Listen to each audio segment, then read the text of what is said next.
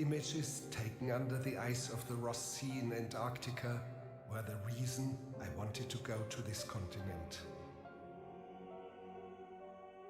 The pictures were taken by a friend of mine, one of these expert divers.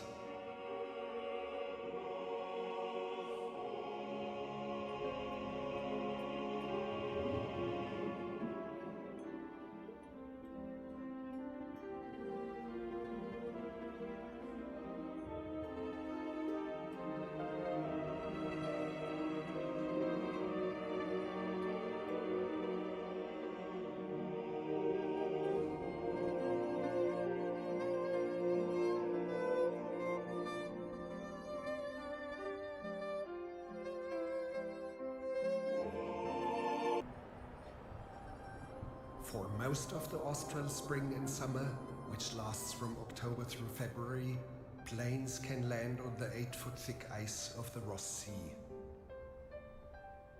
In the distance, the mountains of the Trans-Antarctic Range. McMurdo itself is situated on an island. The Ross Sea is the largest bay in the continent. This bay alone covers the size of the state of Texas.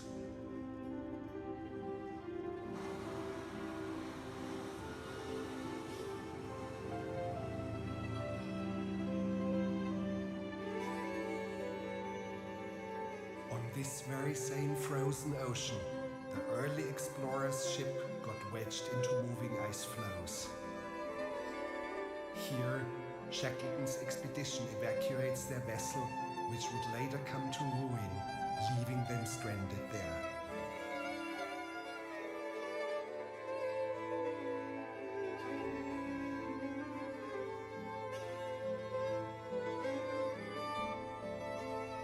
Everything in this expedition was doomed, including the first ancestor of the snowmobile. The idea was too big for the technical possibilities 100 years ago. At that time, every step meant incredible hardship.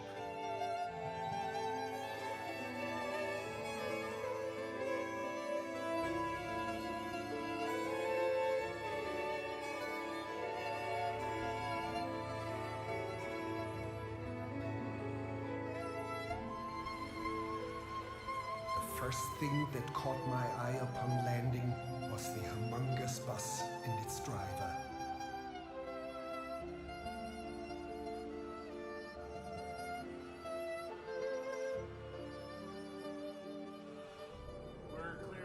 Thank you.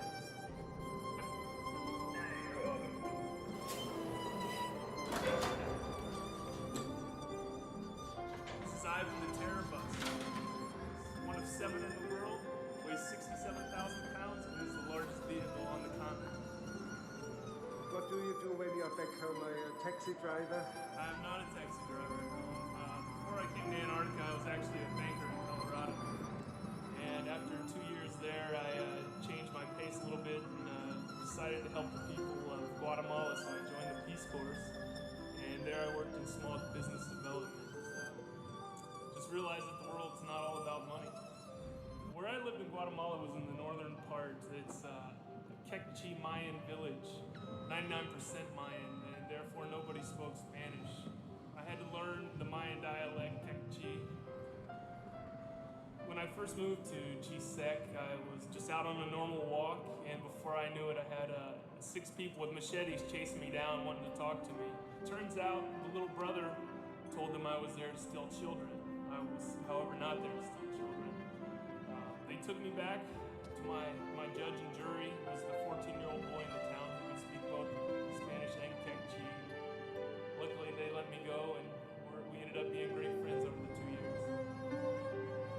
The jury acquitted you. I was acquitted. I made it out of there.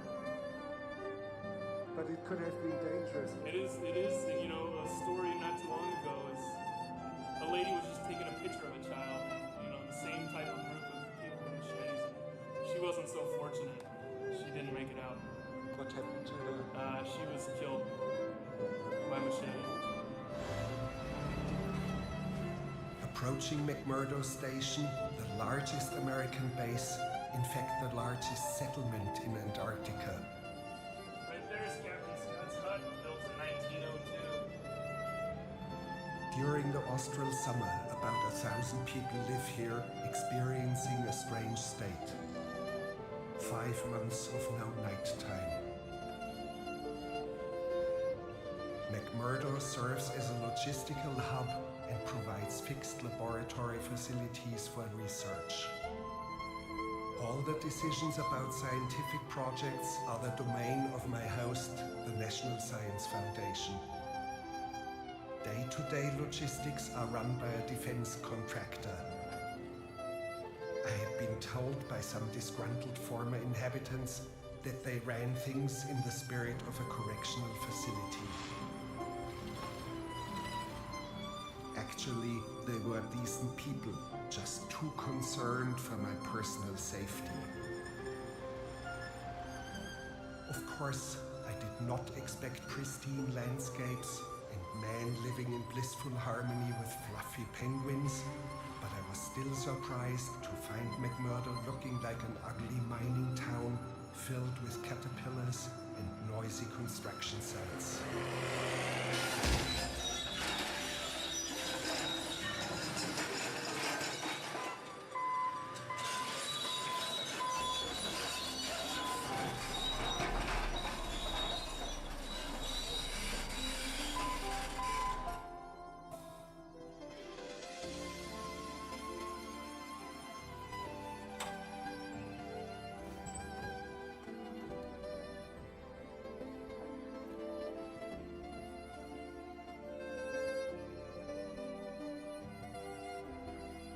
Who are the people who drive the heavy machinery, and what brought them to Antarctica? It's a long story. I've explored many different lands of the mind and many worlds of ideas. And I started, before I even knew how to read and write, my grandmother was reading the Odyssey and the Iliad to me. So I started my journey in my fantasy before I even knew the means of accomplishing it. But my mind and my psyche was ready for it. I was already traveling with Odysseus and with the Argonauts and to those strange and amazing lands. And that always stayed with me, that fascination of the world, and that I fell in love with the world. And it's been very powerful and it's been with me this whole time. And how does it happen that we are encountering each other here at the end of the world? I think that that's a logical place to find each other, because this place works almost as a natural selection for people that have this intention to jump off the margin of the map. And we all meet here, where all the lines of the map converge. There is no point that is south of the South Pole. And I think there is a fair amount of the population here which are full-time travelers and part-time workers. So yes, those are the professional dreamers. They dream all the time. And I think through them, the great cosmic dreams come into fruition, because the universe dreams through our dreams. And I think that there is many different ways for the reality to bring itself forward, and dreaming is definitely one of those ways.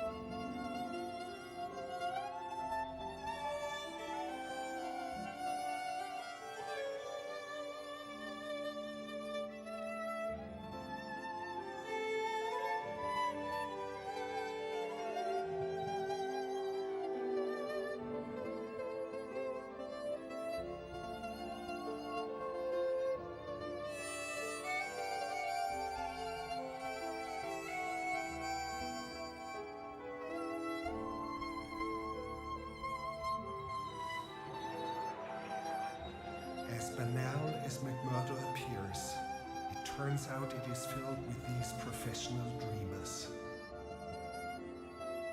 At night, laying in my bed here in McMurdo, I am again walking across the top of B15. Might as well be on a piece of the South Pole, but yet I'm actually adrift in the ocean, a vagabond floating in the ocean. And below my feet, I can feel the rumble of the iceberg. I can feel the change, the cry of the iceberg as it's screeching and as it's bouncing off the seabed, as it's steering the ocean currents, as it's beginning to move north. I can feel that sound coming up through the bottoms of my feet and telling me that this iceberg is coming north. That's my dream.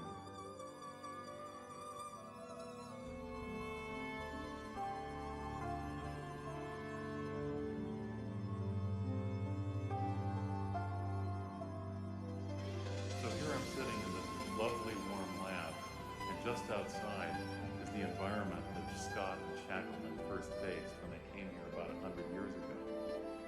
Unlike Scott and Shackleton, who viewed the ice as this sort of static monster that had to be crossed to get to the South Pole, we scientists now are able to see the ice as a dynamic, living entity that is sort of producing change, like the icebergs that I study. For me, it's been a wild ride. First of all, I found out that the iceberg that I came down to study not only was larger than the iceberg that sank the Titanic, it was not only larger than the Titanic itself, but it was larger than the country that built the Titanic. That's pretty big. This is B15. So what we see here is the White Cliff. It's about 150 feet tall. So that means that there's over 1,000 feet of ice below the waterline.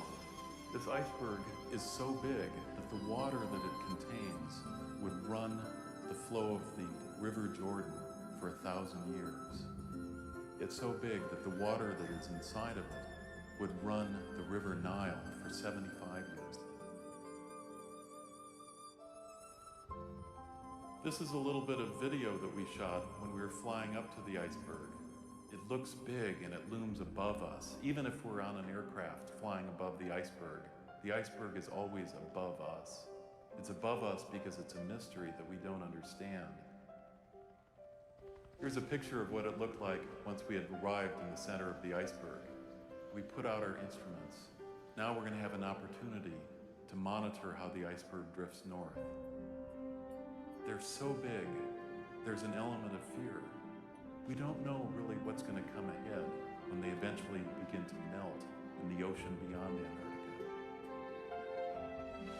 What we're seeing now here is a time-lapse sort of animation of satellite imagery of the sea ice and of the continent of Antarctica. And what you see are three shades of gray. This sort of lighter shade of gray is the sea ice. And these little bits and pieces here, these are Titanic icebergs. This little fellow right here, he's not a very big iceberg compared to these other ones, but that guy there might be the size of the island of Sicily in the Mediterranean. It's like a little tiny bumblebee zipping around in a circle, happy to be in the warm waters as it's drifting north. I'd be happy to see Antarctica as a static, monolithic environment, a cold monolith of ice, sort of the way the people back in the past used to see it. But now, our comfortable thought about Antarctica is over. Now we're seeing it as a living being. It's dynamic, it's producing change that it's broadcasting to the rest of the world, possibly in response to what the world is broadcasting down to Antarctica. Certainly on a gut level, it's going to be frightening to watch what happens to these babies once they get north.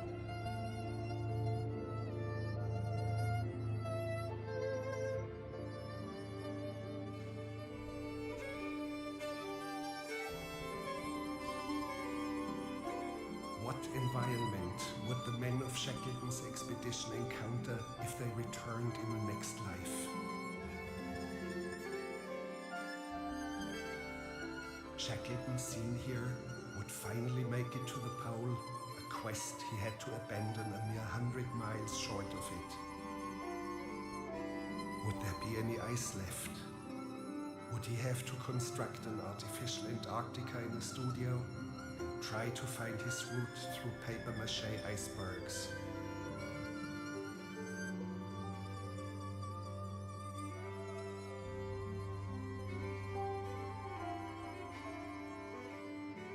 Would our only modern recourse be to create ice with machines? This is Frosty Boy here in McMurdo. It's the equivalent of ice cream in the States. And it's a really big hit. Everybody loves it. It's what they go for 3 or 4 times a day. And it has the texture of ice cream, but it's not quite ice cream. There's a lot of crises that happen in McMurdo when the Frosty Boy runs out. It's bad news. Words circulate everywhere throughout McMurdo when Frosty Boy goes down. It's really good stuff.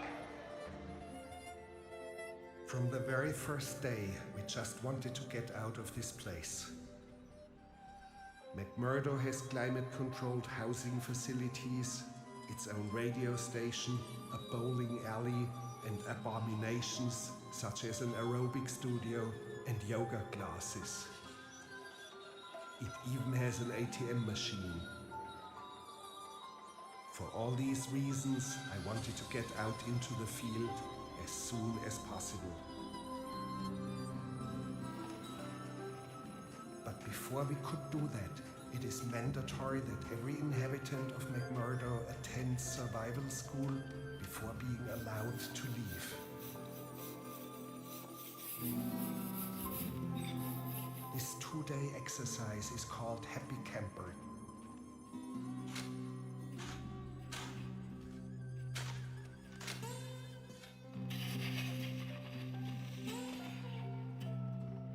Students learn to build survival trenches and igloos. The bad news is that night you have to sleep in your own construction. As long as I end up with 10 fingers and 10 toes at the end, it's all good.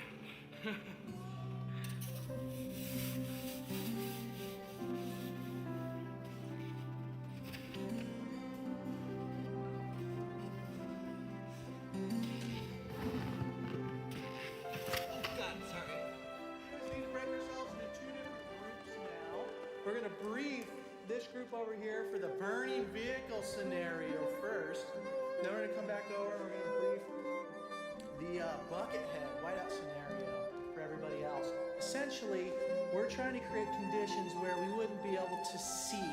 The wind is so severe, the snow is blowing so severely, very, very cold. Exposed skin might actually create frostbite instantaneously. The winds are so severe you can be blown off of your stance of just simply standing out. And visibility is pretty much none. You can't see flag to flag. You might not be able to see your hand in front of your own face. Therefore, what we're going to do as a simulator is incorporate a bucket to simulate a whiteout condition. To a point where I can barely hear myself. You can't necessarily even hear me. And I certainly can't see any of you right now. So that's the whole idea behind the bucket, is to actually be a whiteout simulator. And it works really quite well. So, some of the parameters for this are going to be, we're going to start inside the sea ice hut. I said I was going to go to the bathroom. In fact, I did. I needed to go to the bathroom, right? So, I've gone out. I've been gone for quite some time now, though. 10, 15, all of a sudden 20 minutes. You're like, First off, where's the chocolate? Second off, where's Kevin? You with us, number one? The goal is clear: to find the instructor next to the outhouse. Through the... Number 3 out, number 3 out. All right, number one, you're going to have to walk in one simple direction, and I'm going to keep the pull on one rope for me. It looks pretty good. They seem to be heading in the right direction. But very soon the front man veers off course, pulling everyone else with him.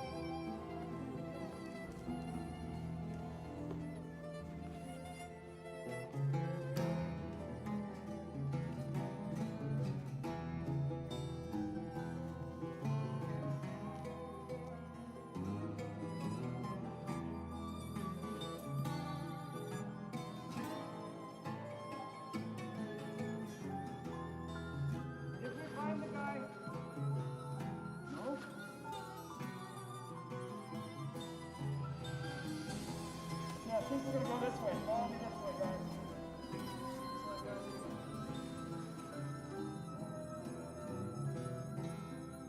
Part of what we want to do here is an educational opportunity to see if they realize what they've done, come back to a hut and come up with a new game plan, or if they just keep going down that cascading error phenomenon where one mistake leads into another mistake, which leads into a third, and it just gets really bad. Who's pulling on this line? Number one. Number one, don't pull on that. That's the line going back to the hut. I got the end. Okay, back to the hut. Back to the hut. Back to the hut. But rather than pulling everyone in, last man first along the rope, they drift completely off course. Number 2's here. Is number 3 here? Number three here. Number four. Towards the sun. No, not towards the sun. We need to go left. I don't know where he's standing though, so left might be different for him. Correct. For most of our time here, we had postcard pretty weather conditions. This was frustrating because I loathed the sun both on my celluloid and my skin. So it almost came as a relief when a few days later the weather suddenly changed.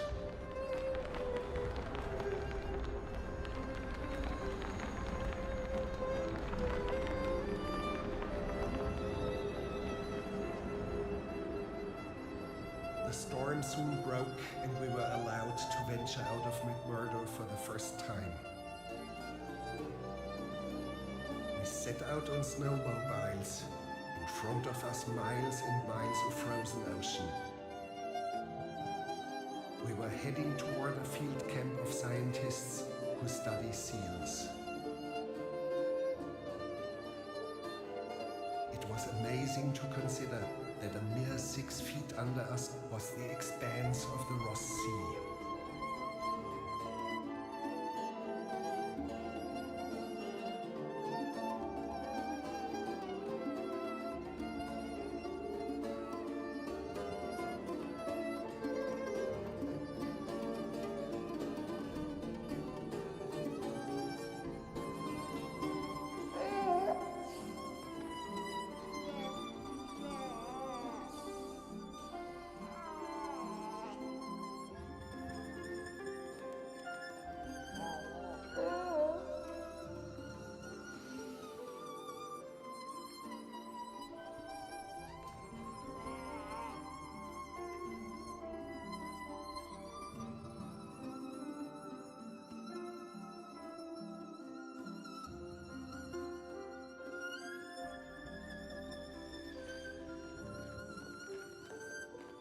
These scientists here are particularly interested in the feeding cycle of the Weddell seal.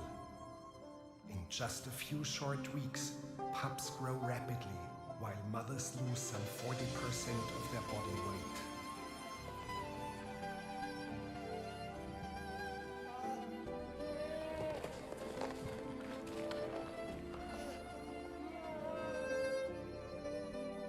Bagging the seal's head keeps the animal calm as the scientists extract a milk sample.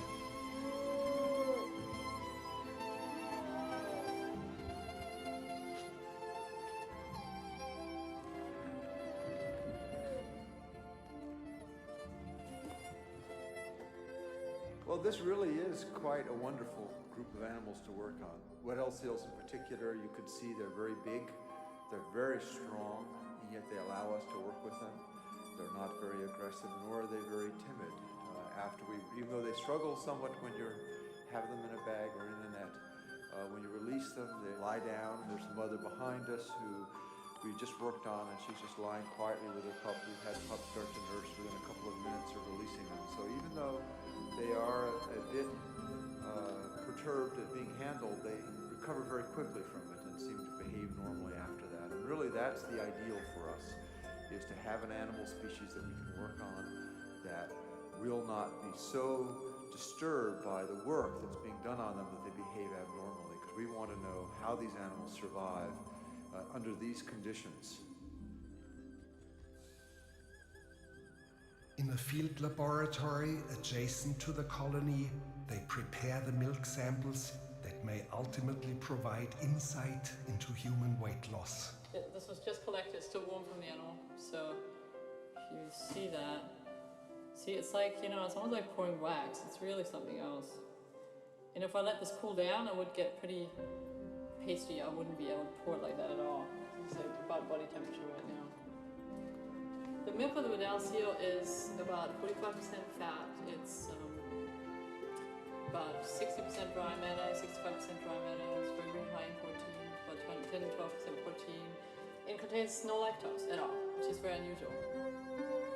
And there's many things about this place that are very unusual. And one of the things that I find very fascinating is how quiet it gets. It's the quietest place. When the wind is down, when there's no wind, it wakes you up in the middle of the night because there's no wind and there's no sound at all. And if you walk out on the ice, you can hear your own heartbeat. That's how still it is.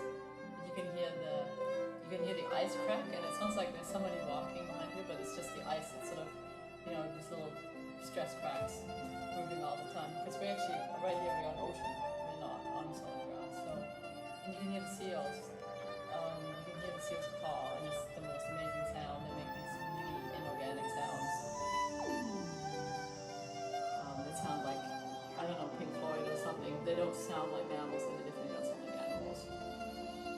It's really out of this world, I can say that.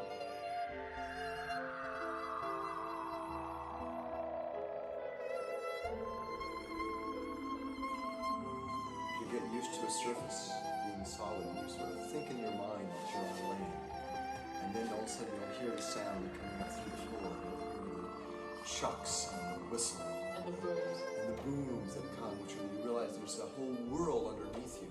The seals are moving and competing and fighting beneath you under the ice while you're here sleeping in the tent or working in the lab mountain.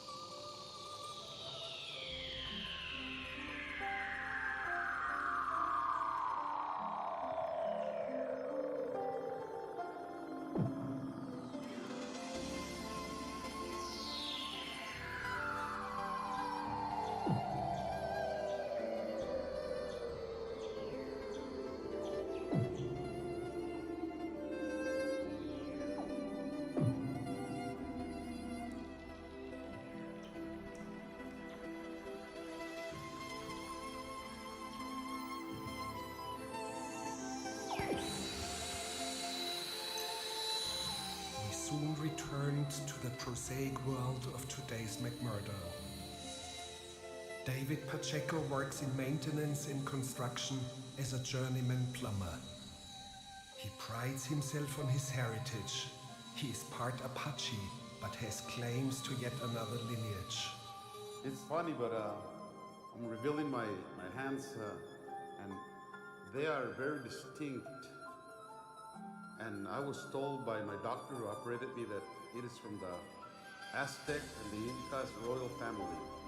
An anthropologist told me that, and one of our daughters is very similar, but everywhere I go I try to find somebody, see?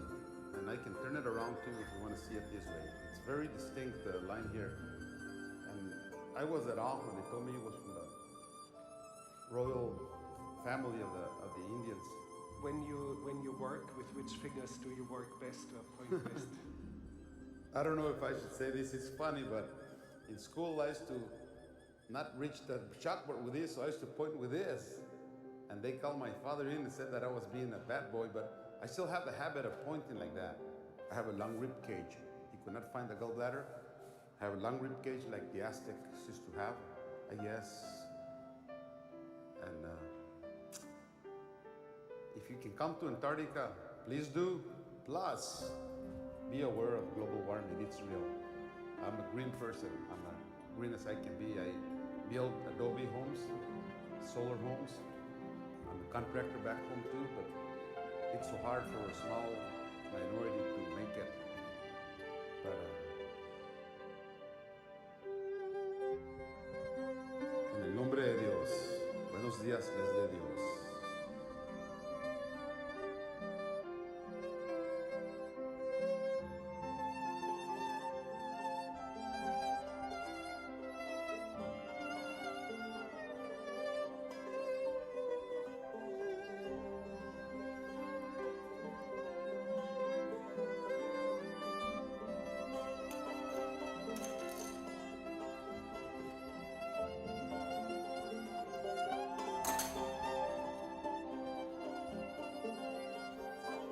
Spirit, the fire of my ancestors.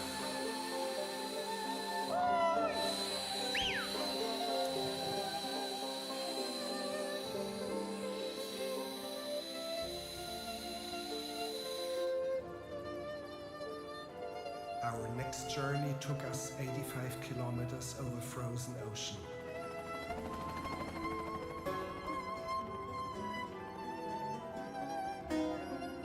We were heading from Ross Island in the direction of mainland Antarctica. The empty interior beyond these mountains is larger in size than continental North America. The vast majority of it is covered in a layer of ice 9,000 feet thick. We are heading for New Harbor, a diving camp which lies on the coastline of the ocean. To the right is the frozen sea where they dive. The camp itself is built on firm ground.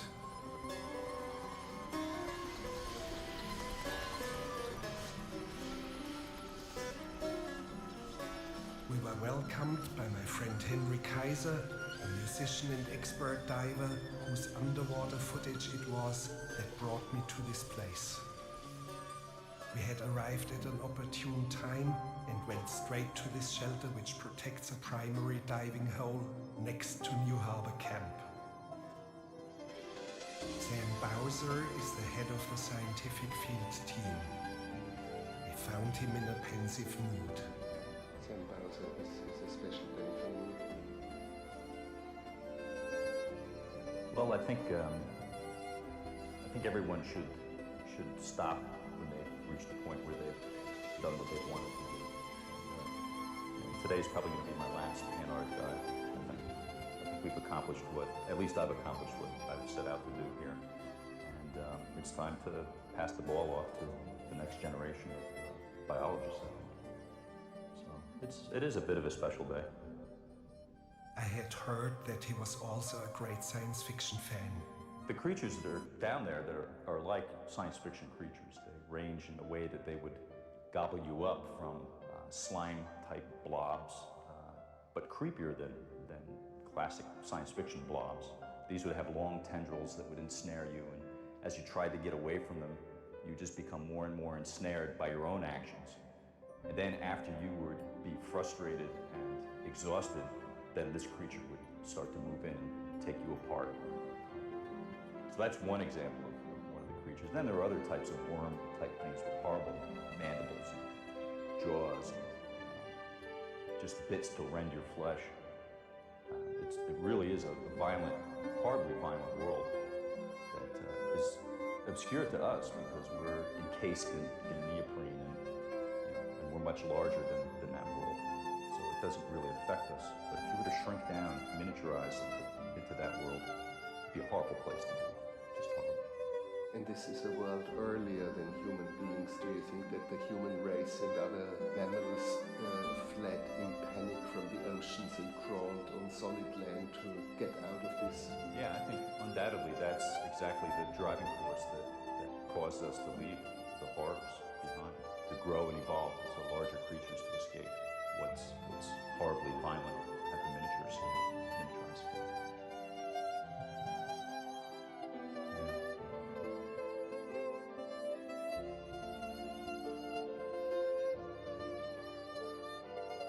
The water under the ice is -2 degrees Celsius. That's that keeps us insulated from the cold.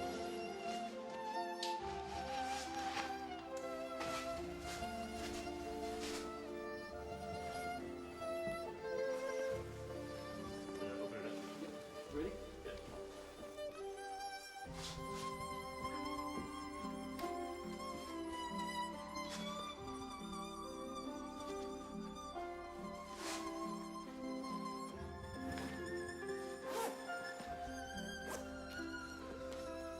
Dive operation.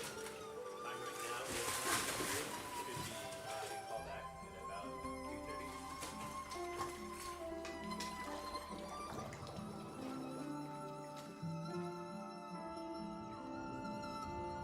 To me, the divers look like astronauts floating in space.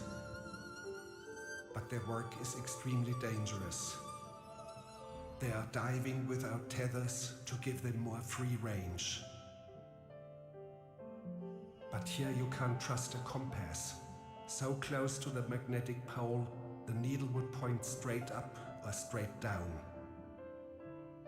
Somehow, you have to find your way back to the exit hole, or you are trapped under the ceiling of ice.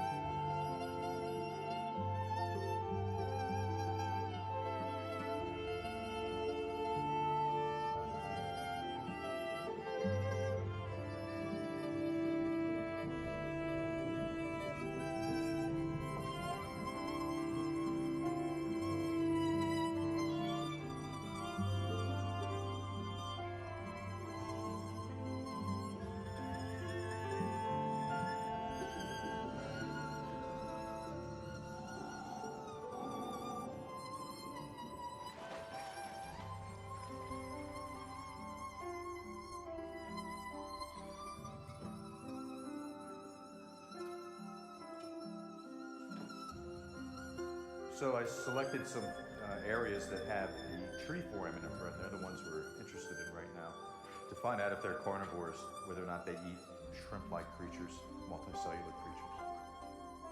And also I found a few of the urchins that have, I think, they're the ones that have a parasitic worm that lives in their anus. It's a pretty beautiful scarlet worm, but it must be a horrible way to make a life, I would think.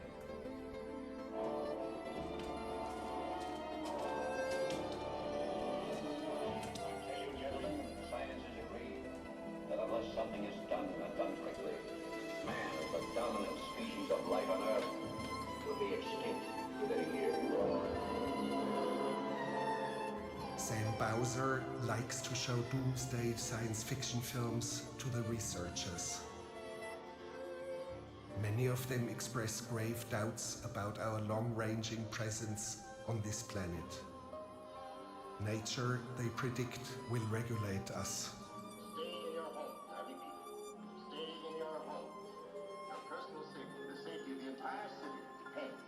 On your full cooperation with the military authorities. Yes, cities, nations, even civilization itself, threatened with annihilation. because in one moment of history-making violence, nature, mad, rampant, wrought its most awesome creation. But born in that swirling inferno of radioactive dust were things so horrible, so terrifying, so hideous. There is no word to describe them.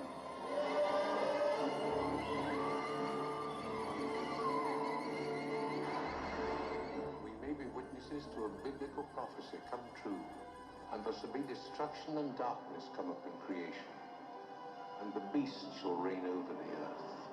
Yes, the earth infested by swarms of... This is just the flower part. The body is somewhere in the dirt over here. All that the divers had brought back from the ocean floor were a few spoonfuls of sand containing the strange single-celled creatures the scientists are studying here. They are known as tree foraminifera, primordial single-celled organisms. They branch out in the shape of trees. The branches give off pseudopodia, microscopic false feet that gather and assemble grains of sand into a protective shell around the twigs. These are the pseudopodia that are secreted by foraminifera. They're long, thin, tendril-like projections. What the foram does is it wakes up, sends out its pseudopods, and then just grabs every particle in its environment and pulls them in toward its body. There's a certain pattern to the way that they sort the particles. They can select particular grains out of everything in the environment and just end up with them. They're beautiful masons. Could that be a very early appearance of intelligence? I say it with great care. Yeah, I have to say with great care too, because there are stories about how these particular organisms have fit into that debate. At the turn of the last century, for example, there's a scientist, a British scientist named Heron Allen, who apparently during one of the debates in one of the British societies was pointing out the fact that every definition of intelligence that is being formulated could be fulfilled by these single-celled creatures. Borderline intelligence at a single-cell level. I mean, it's a manifestation of the best of our abilities, really, the way that they build their shells. It's almost art.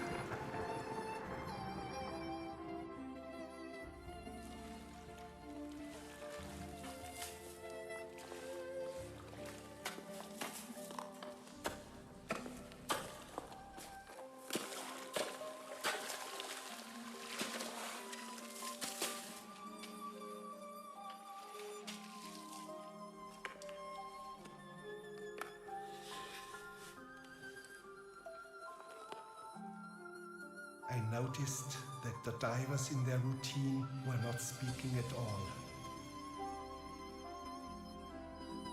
To me, they were like priests preparing for Mass.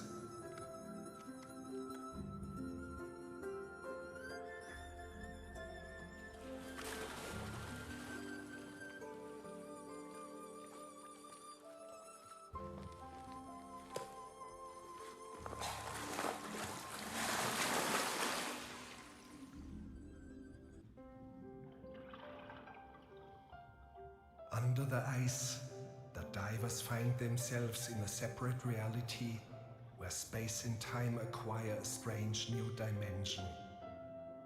Those few who have experienced the world under the frozen sky often speak of it as going down into the cathedral.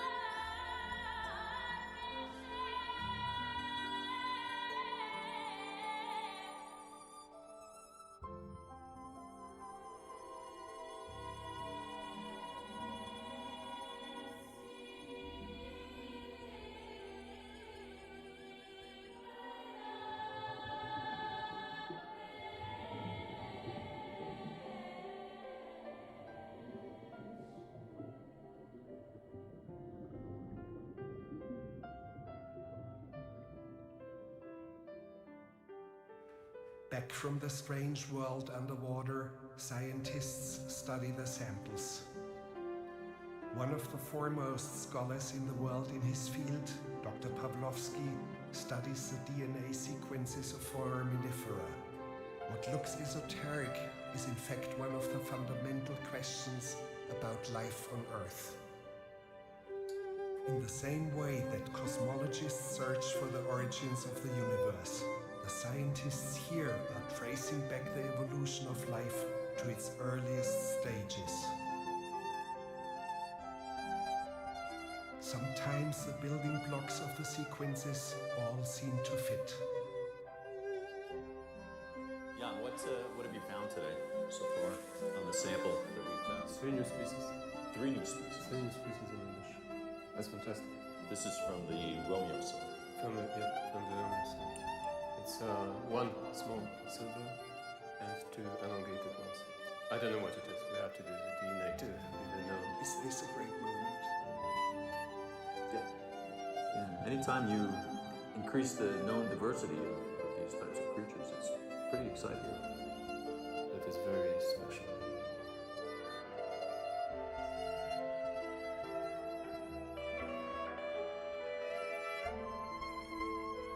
Apologies to rock musicians everywhere.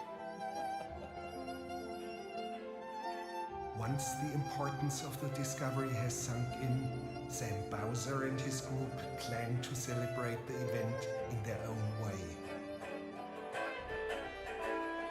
They are rehearsing for a late-night outdoor concert.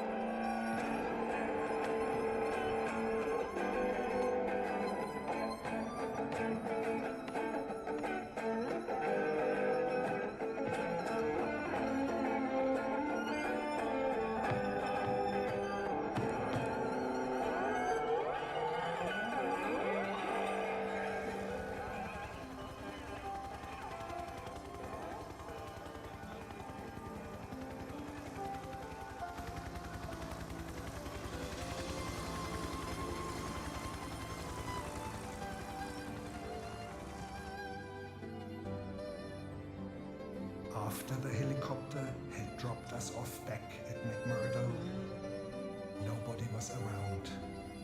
The sundial showed that it was close to 1 a.m.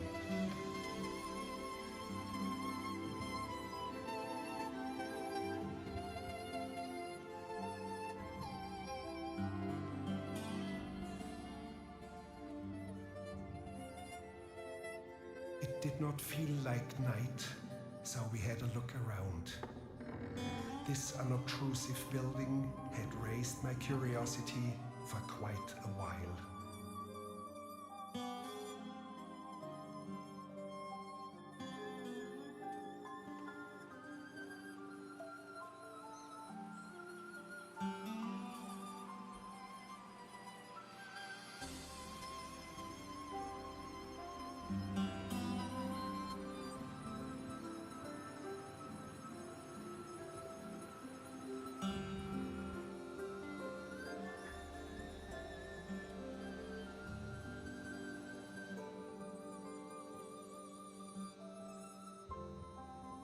Here, amongst unripe tomatoes, we ran into this young man. How did he end up in this place? Oh yeah, well, you know, I like to say if you take everybody who's not tied down, they all sort of fall down to the bottom of the planet. So, you know, that's how we got here, you know. We're all at loose ends and here we are together. I remember that when I first got down here, I sort of enjoyed the sensation of recognizing people with my tribal markings. You know, I was like, hey, these are my people. PhDs washing dishes and, you know, linguists on a continent with no languages, that sort of thing. Yeah, it's great. Yeah, specifically I was in a graduate program and we had lined up to do some work with one of the people who was identified as a native speaker and a competent native speaker of one of the languages of the Winnebago people, the Ho-Chunk, I think is how they pronounced it. And to make a complicated story short, he ran into New Age ideologues who made insipid claims about black and white magic embedded in the grammar of this language. Hence, in this stupid trend of academia, It would be better to let the language die than preserve it. He had to destroy his entire PhD research. So just imagine, 90% of languages will be extinct probably in my lifetime. It's a catastrophic impact to an ecosystem to talk about that kind of extinction. Culturally, we're talking about the same thing. I mean, what if you lost all of Russian literature or something like that, or Russian, if you took all of the Slavic languages and they went away, and no more Tolstoy. It occurred to me that in the time we spent with him in the greenhouse, possibly 3 or 4 languages had died. In our efforts to preserve endangered species, we seem to overlook something equally important. To me, it is a sign of a deeply disturbed civilization, where tree huggers and whale huggers in their weirdness are acceptable, while no one embraces the last speakers of a language.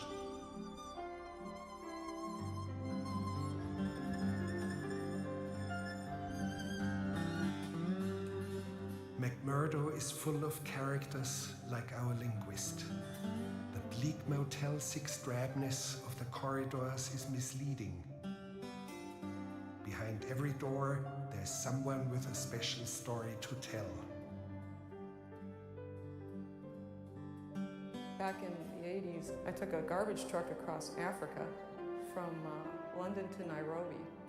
That was a trip, 4 months in a garbage truck. It was horrible. On numerous occasions, we came pretty close to, I don't know about dying, but pretty close to being in some straits where we didn't know if we were going to get back out of it, We got taken over by the military in Uganda, and we were kidnapped, basically. The truck was turned around. We were going back to Entebbe. We got out of that one. We were trying to wait for this ferry in Wadi Halfa, the one that blew up and 800 people died. Well, we didn't get on that one. We took off across the desert, and we got stuck. We got stuck for 5 days of absolute agony of clawing this truck with. We were using plates, just the dinner plates that we were using for dinner, clawing at the tires. We had no water. He had used all the water tanks for gasoline. So basically we had a cup of water a day or 2 cups. Her story goes on forever. She dealt with a bout of malaria, with a herd of angry elephants pursuing her through tsetse fly-infested swamps. Got caught in a civil war, spent a night in a bombed-out airport with rebels fighting and shooting in a ballroom brawl, and was finally rescued by drunk Russian pilots slaloming around crater holes in the runway. This is how you get yourself to any place in America. At the so-called Freak Train event at one of McMurdo's bars, Karen is, not surprisingly, one of the most popular performers. This is her famous travel as hand luggage act.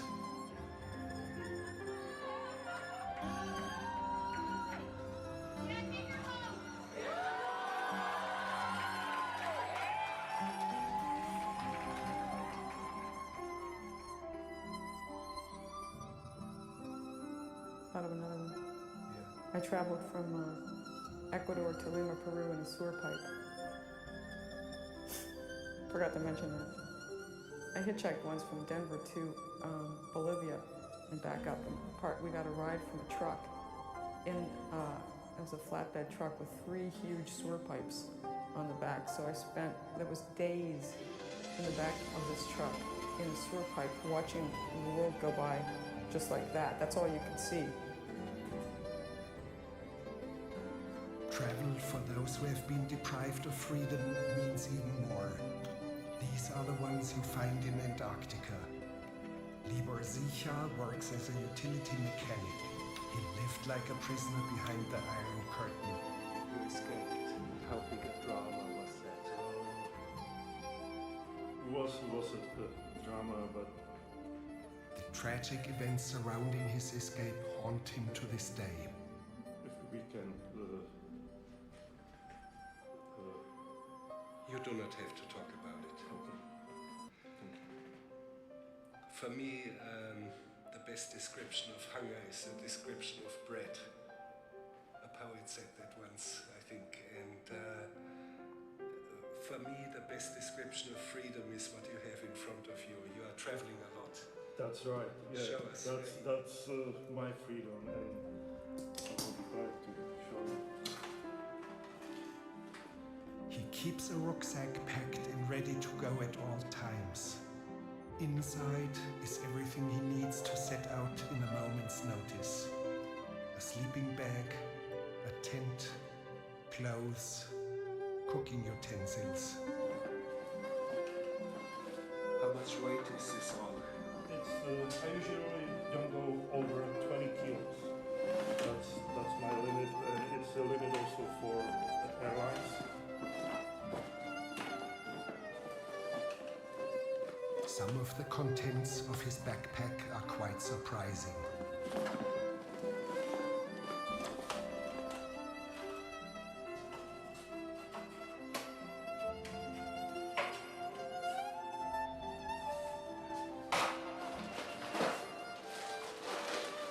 That's about the size of the raft.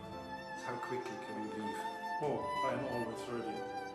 My bag is always prepared, and I'm always ready for adventure and exploring new horizons.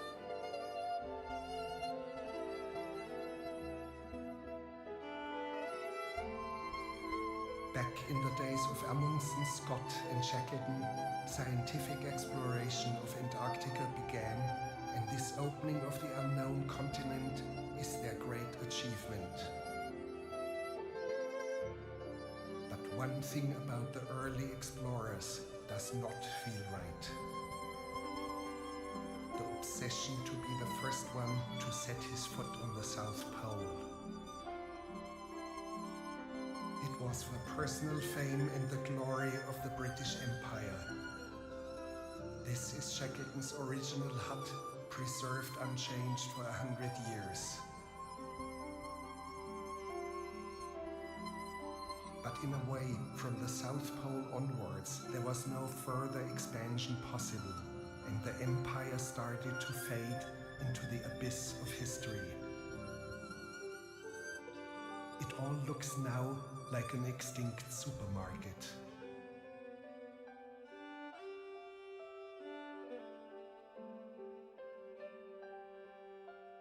On a cultural level, it meant the end of adventure. Exposing the last unknown spots of this earth was irreversible, but it feels sad that the South Pole or Mount Everest were not left in peace in their dignity. It may be a futile wish to keep a few white spots on our maps, but human adventure, in its original sense, lost its meaning, became an issue for the Guinness Book of World Records.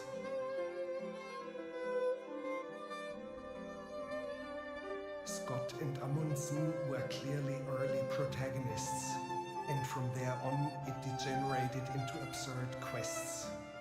A Frenchman crossed the Sahara Desert in his car set in reverse gear, and I'm waiting for the first barefoot runner on the summit of Everest, or the first one hopping into the South Pole on a pogo stick. Well, I had this idea of breaking a Guinness record in every continent, and Antarctica would be the 6th. So now I'm trying to think of a way to get to Antarctica.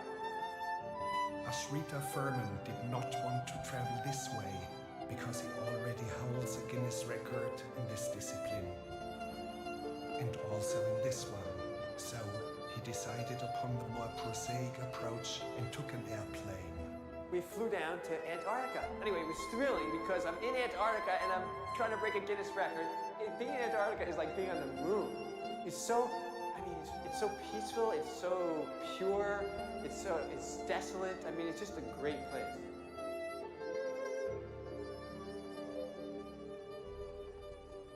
Antarctica is not the moon, even though sometimes it feels like it. Yet on this planet, McMurdo comes closest to what a future space settlement would look like.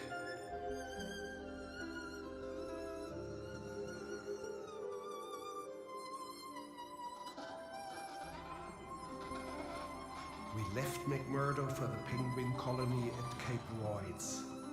Everyone spoke about penguins. However, the questions I had were not so easily answered. I was referred to a penguin expert out there who had studied them for almost 20 years. I was told that he was a taciturn man who in his solitude was not much into conversation with humans anymore. But Dr. Ainley gave his best effort. Well, here we are at Cape Royds. This is 2006, and it's just about the 100th anniversary of the first penguin study that was ever done, which was done here at Cape Royds by a person that was part of the Shackleton expedition. They're all had a good winter and they're very fat. They've claimed their territories and eggs have been laid and females have left. And now there's just males that are sitting on eggs, using their fat reserves and waiting for females to return to relieve them and then go to sea. I tried to keep the conversation going. Dr. Ainley, I read somewhere that there are gay penguins. What are your observations? I've never... Or strange sexual behavior. Can you talk about it? There's been, I've seen triangular relationships where there's one female and two males, and the female lays the egg and her eggs, and the males and the female trade off over the season. There are misidentities initially of the sex of penguins. Somebody recently described what they call prostitution, where a female who is out collecting rocks for her nest, and of course some penguins are, the only way they collect rocks is to steal it from others, so in order to do that they have to be very submissive in order to get close to a male who's maybe advertising for a mate, and so she'll come in next, sit in his nest, and sometimes they'll copulate, but really her idea is to get a rock, and so she, as soon as she can, she escapes from the rock. Dr. Ainley, is there such thing as insanity among penguins? I try to avoid the definition of insanity or derangement. I don't mean that a penguin might believe he or she is Lenin or Napoleon Bonaparte. But could they just go crazy because they've had enough of their colony? Well, I've never seen a penguin bashing its head against a rock. They do get disoriented. They end up in places they shouldn't be, a long way from the ocean. These penguins are all heading to the open water to the right. But one of them caught our eye, the one in the center. He would neither go towards the feeding grounds at the edge of the ice, nor return to the colony. Shortly afterwards, we saw him heading straight towards the mountains, some 70 kilometers away. Dr. Ainley explained that even if he caught him and brought him back to the colony, he would immediately head right back for the mountains. But why?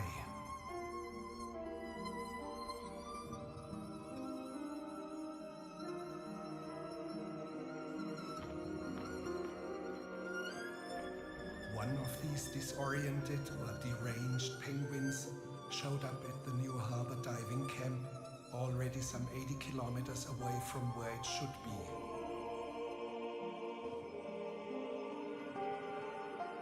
The rules for the humans are: do not disturb or hold up the penguin. Stand still and let him go on his way. And here he's heading off into the interior of the vast continent. With 5,000 kilometers ahead of him, he's heading towards certain death.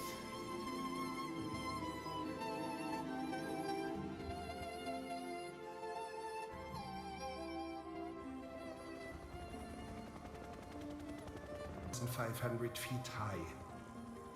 It is of particular importance as inside the crater the magma of the inner Earth is directly exposed.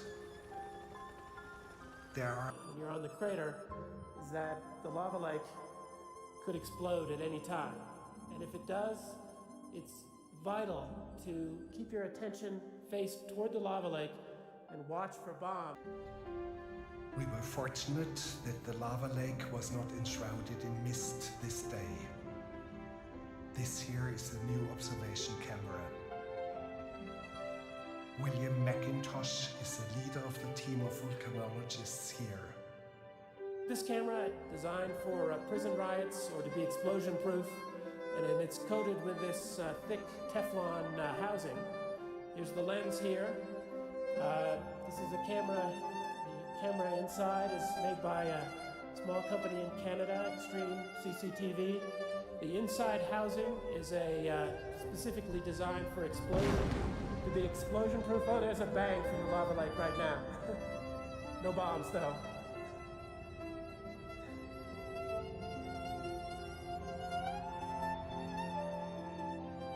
This is the magma lake filmed 30 years ago. At that time, there was a bold attempt to descend into the crater.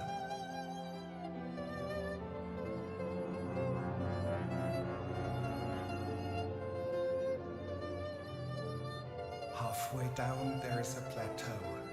From there, it is a gaping hole straight down into the magma.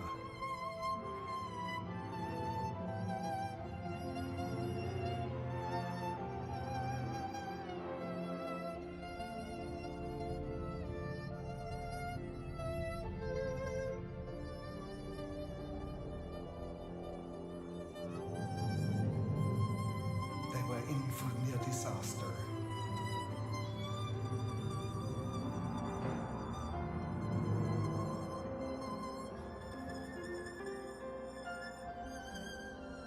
The magma exploded, striking one of the climbers who got away with minor injuries.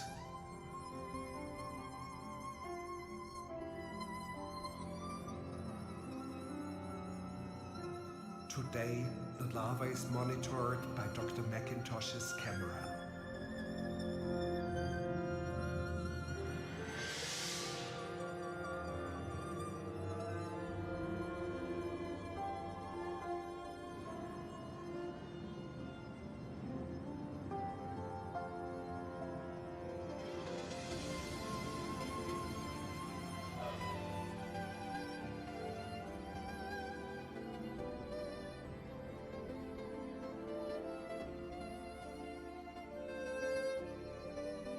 Dr. Clive Oppenheimer, a true Englishman from Cambridge University, surprised us with his tweed outfit, which he wears as a tribute to the explorers of old. He analyzes gas emissions from volcanoes all over the world. If this were one of those active volcanoes in Indonesia, I'd be far more circumspect about standing on the crater rim. This is a very benign form of volcanism.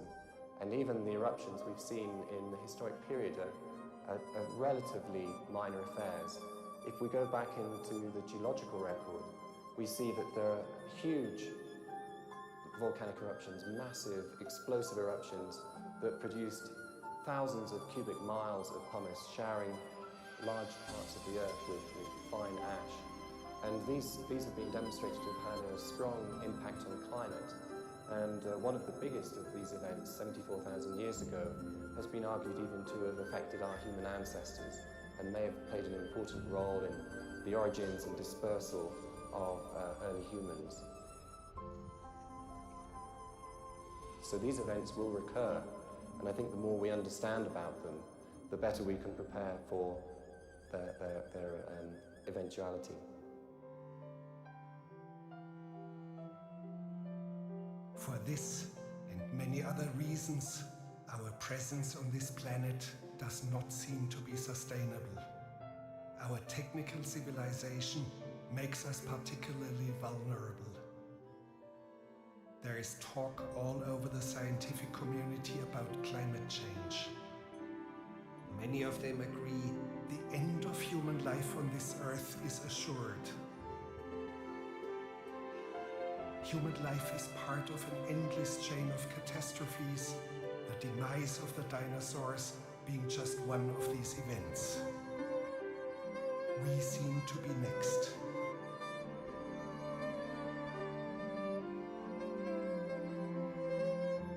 And when we are gone, what will happen thousands of years from now in the future? Will there be alien archaeologists from another planet trying to find out what we were doing at the South Pole? They will descend into the tunnels that we had dug deep under the pole. It is still minus 70 degrees here, and that's why this place has outlived all the large cities in the world. They walk on and on.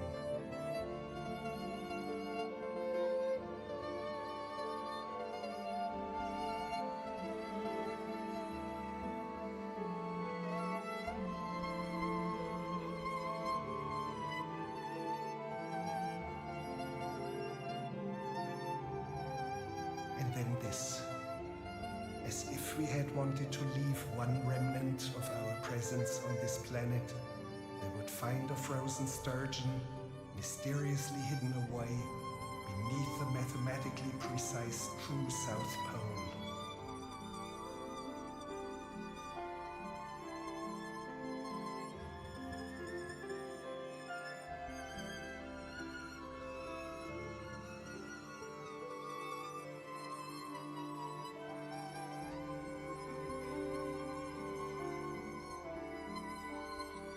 Stash it back away into its frozen shrine for another eternity. And then they find more memories of a world once green. As if the human race wanted to preserve at least some lost beauty of this earth, they left this, framed in a garland of frozen popcorn.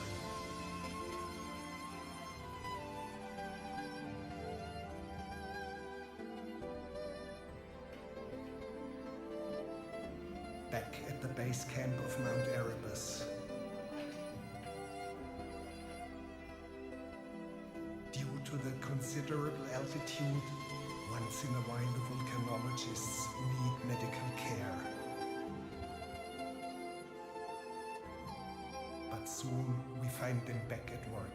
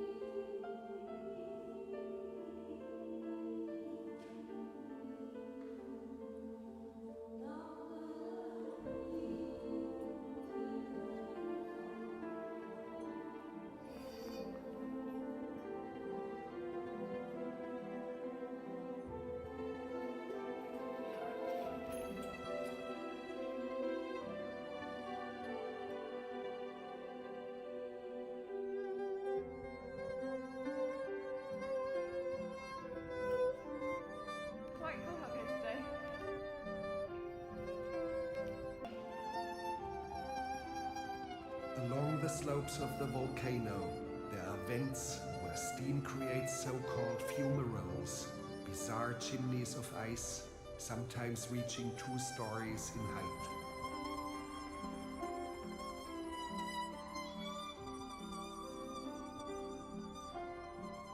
It is possible to descend into some of them. You only have to be careful to avoid the ones containing toxic gases.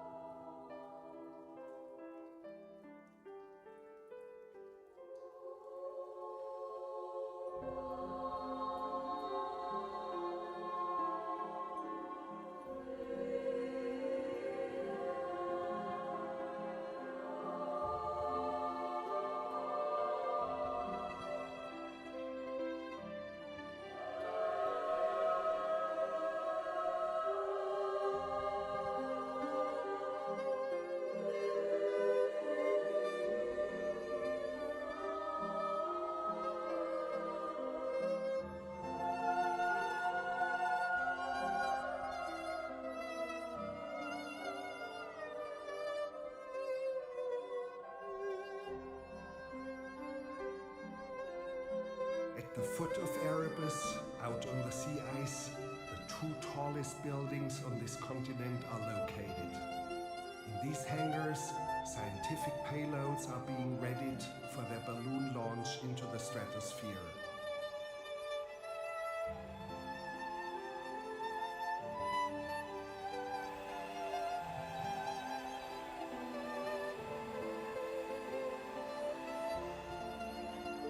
We were interested in the neutrino detection project.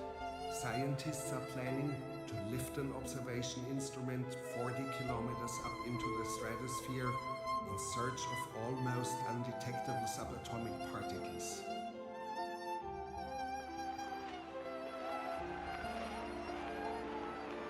As it rises, this small-looking bubble of helium will expand to fill the entire skin, which here still looks like a white rope. It will eventually form a gigantic globe, more than 300 feet in diameter. When it reaches the stratosphere, the detector will scan thousands of square miles of ice without encountering electrical disturbances from the inhabited world. Prior to the launch, we were inside the hangar. The Neutrino project is led by Dr. Gorham of the University of Hawaii. So, what we're trying to do with this instrument is to be the first scientific group to detect the highest energy neutrinos in the universe, we hope. Yeah, but Dr. Gorham, what exactly is a neutrino? The neutrino it's the most ridiculous particle you could imagine. A billion neutrinos went through my nose as we were talking. A trillion of them went through my nose just now. And they did nothing to me. They passed through all of the matter around us continuously in a huge, huge blast of particles that does nothing at all. They're like they almost exist in a separate universe, but we know as physicists we can measure them, we can make precision predictions and measurements. They exist, but we can't get our hands on them because they seem to just exist in another place. And yet, without neutrinos, the beginning of the universe would not have worked.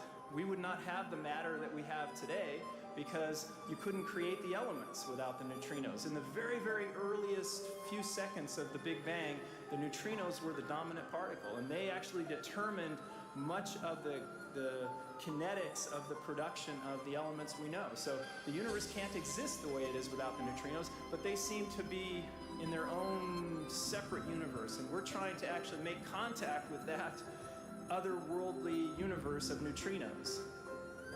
And as a physicist, even though I understand it mathematically and I understand it intellectually, it still hits me in the gut that there is something here surrounding me, almost like some kind of spirit or God that I can't touch,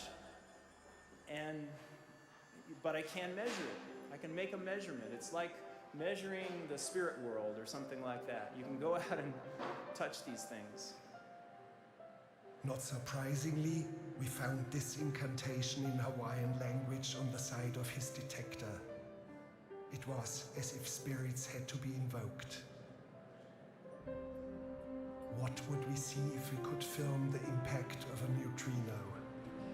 What you would see is you would see a lightning bolt about 10 meters long, about that thick, and it would blast at the speed of light over this 10-meter distance, and you would see the most beautiful blue light your eyes have ever seen. It happens in about the entire impulse of radio waves is up and down in probably 1/100 billionth of a second. It just goes bang, and it's gone. And that's what we're looking for.